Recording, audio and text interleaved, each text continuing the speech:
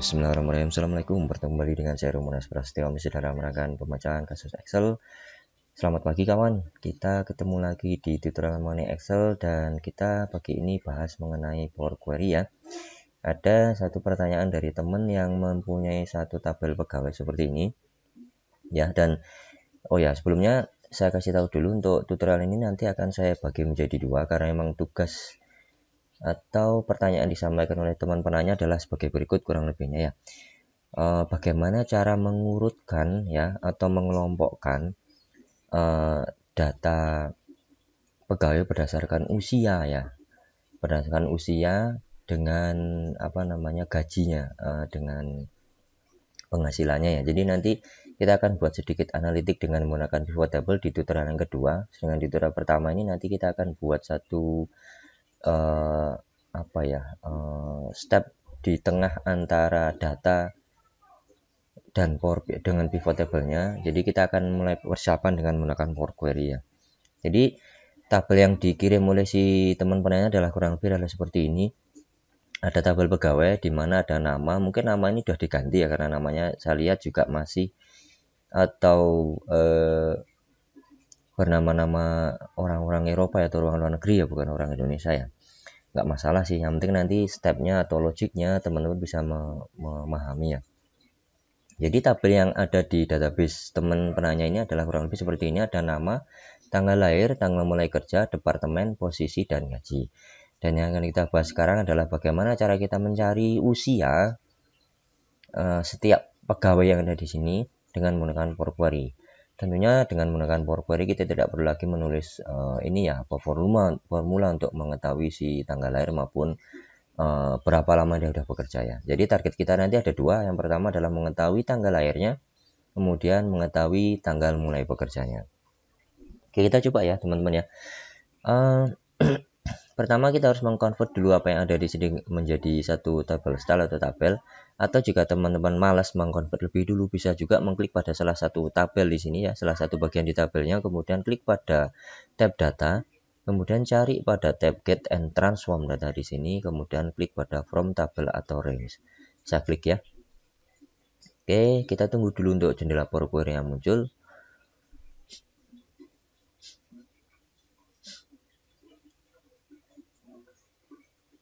Ya, datanya sudah terload di Power Query dan kita mempunyai satu resource atau sumber data di Power Query dengan nama tabel employee nomor 4. Kita bisa ganti saja di sini dengan tabel pegawai ya. Tabel underscore pegawai. Seperti ini ya. Tekan enter.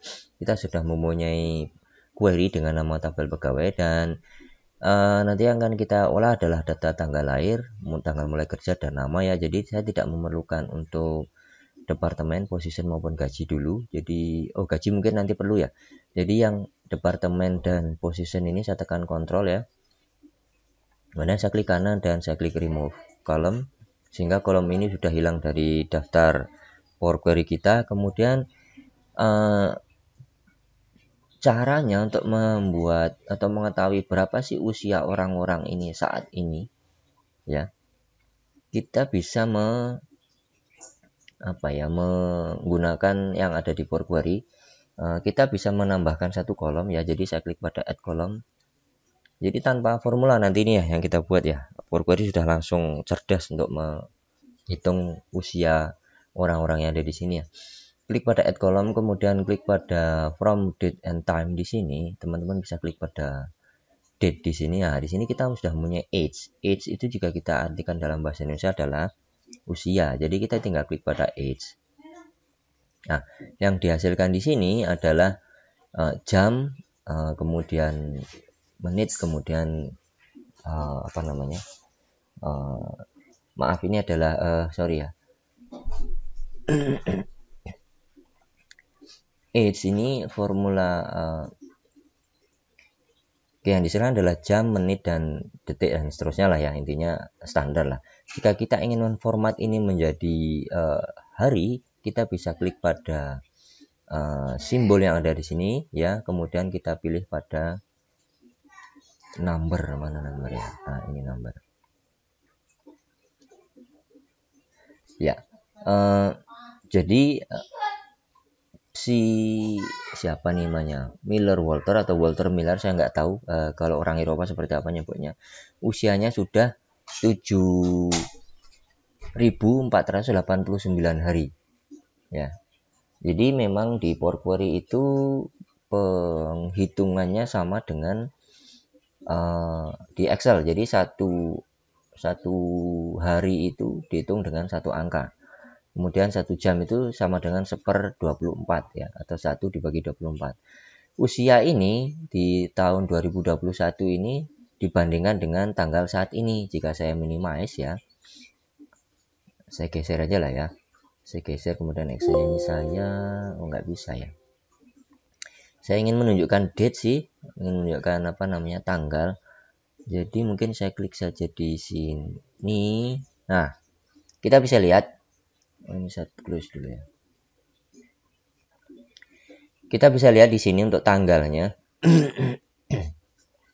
Tanggal sekarang adalah tanggal 28 bulan 2 tahun 2022. Jadi jika kita bandingkan dengan yang ada di Power Query tadi, si Pak siapa nih, Walter Miller ini kan lahirnya tahun 2001. Jadi sudah 7.489 hari. Gitu ya teman-teman ya. Jadi jika kita ingin menampilkan tahun ya di apa namanya, di kolom age atau kolom usia ini, kita bisa mengklik pada atau cara yang paling gampang buat teman-teman yang nggak familiar sama M ya. Jadi saya klik balik pada insert age di sini ya, kemudian klik pada tanda gear di sini ya. Kita tunggu dulu. Nah, sudah muncul seperti ini. Kita bisa ganti age ini dengan usia atau umur ya, umur sampai dengan hari ini ya, hari ini. Ini bisa kita kasih tanda dalam kurung seperti ini, dalam kurung seperti ini, kemudian kita bagi dengan 365 seperti ini ya. Kenapa 365 ya, kurang lebihnya 365 hari kan 1 tahun ya teman-teman ya. Jadi saat saya klik OK, maka akan menghasilkan 20, 12 lah. Nanti ini kita bisa ganti dengan number tadi. Kita klik pada format angkanya, kemudian saya ganti dengan whole number. Klik insert. Oke, sudah jadi tahunnya. Jadi tahun 2021 lahir, kemudian usianya adalah 21 tahun dibandingkan dengan tanggal saat saya membuat apa namanya tutorial ini ya. Jadi 2022 jika tambah 21 2001 jika kita tambahkan 21 adalah 2022. Jadi cocok ya untuk umurnya ya. Jadi sangat sederhana untuk membuat atau mengetahui formula atau membuat kolom usia ya di Power Query tanpa menggunakan formula yang sangat rumit ya tentunya ya. Kemudian kita tambahkan lagi satu kolom untuk mengetahui masa kerja di sini. Jadi patokan kita pada tanggal mulai kerja di sini. Saya lakukan hal yang sama, klik pada add column ya. Kemudian saya klik pada, oh ya, sebelum saya klik pada add column, tanda ya teman-teman ya, saya klik dulu pada tanggal mulai kerja di sini ya. Ini sangat penting, kita harus mengklik dulu tanggalnya seperti ini. Karena jika tidak, nanti untuk si age yang ada di sini nanti tidak akan aktif ya. Jadi klik pada kolom tanggal mulai kerja dulu, kemudian klik pada add column, baru kemudian klik pada date, kita pilih pada age di sini ya. Bisa dipahami teman-teman ya. Jadi saya ulang. Yang pertama langkahnya adalah klik pada tanggal mulai kerja, klik pada add column, kemudian klik pada date, kemudian klik pada age. Oh, kita nggak berada di paling bawah ya. Saya ulang dulu, maaf. Jadi saya masih berada di sini, masih ada step yang di bawahnya lagi. Saya klik dulu pada change type ini, saya delete saja. Nah, seperti ini. Saya ulang ya, klik pada tanggal mulai kerja, klik pada add column, klik pada date, klik pada age, kemudian saya ganti saja di sini, saya klik kanan ya, atau saya klik pada gearnya di sini, sama seperti tadi, klik. Oke, kemudian kita ganti dengan masa kerja seperti ini ya. Kemudian saat kita geser tadi ya, hasilnya masih seperti ini dalam bentuk hari.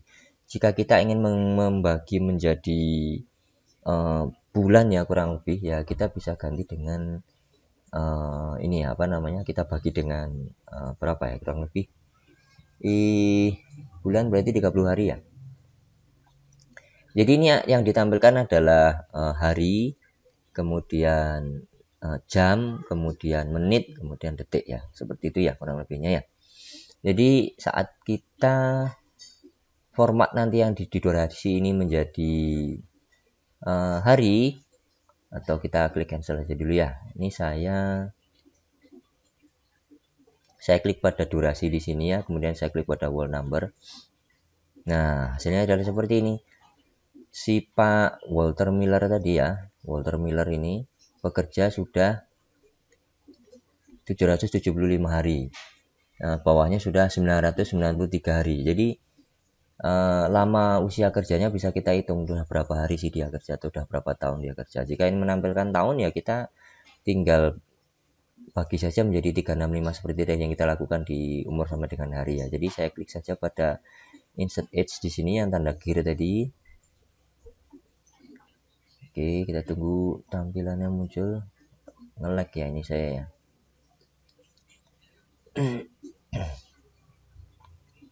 Oke, saya tekan enter dulu ya. Saya klik pada gearnya lagi.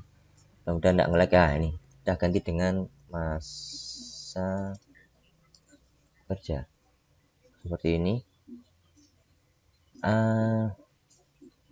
Kemudian misalnya kita ingin tahu berapa tahun ya sama seperti tadi ya. Untuk kurung kemudian bagi 365. Kita klik OK. Kita akan mempunyai hasil seperti ini. Kita ganti dengan formatnya dengan word number. Insert. Oke, sudah jadi. Dia masa kerjanya 2 tahun, 3 tahun. Jika ingin menampilkan yang desimal ya kita klik pada decimal number di sini ya. Klik pada formatnya, klik pada decimal number. Ya. Refresh sekarang saja. Nah, jadi 2,1 sekian jika ingin menampilkan hanya 2 digit saja ya kita klik pada kolomnya, kemudian klik pada home. Formatnya mana ya? Format. Saya nyari format di sini.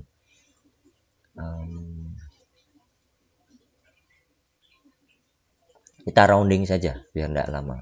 Kita klik pada transform ya, kemudian klik pada rounding. Kita pakai round. Kita ambil sebentar. Kita ambil 2 desimal saja. Kita klik OK. Ya, hasilnya seperti ini ya. Jadi 2,12, 2,72 tahun, 3,41 tahun ya. Seperti itulah masa kerja. Oke ya. Jadi dengan menggunakan Power Query kita cukup klik saja untuk mengetahui umur si pegawai sama masa kerja si pegawai. Oke, untuk tutorial kali ini saya cukupkan sekian ya teman-teman ya. Nanti untuk tutorial berikutnya kita akan bahas bagaimana cara melanjutkan si data yang ada di Power Query ini ke dalam pivot table ya. Jadi mungkin ini tidak akan saya close and load, jadi saya stop dulu sampai di sini untuk tutorialnya biar tidak terlalu lama, dan teman-teman yang atau si penanya tadi yang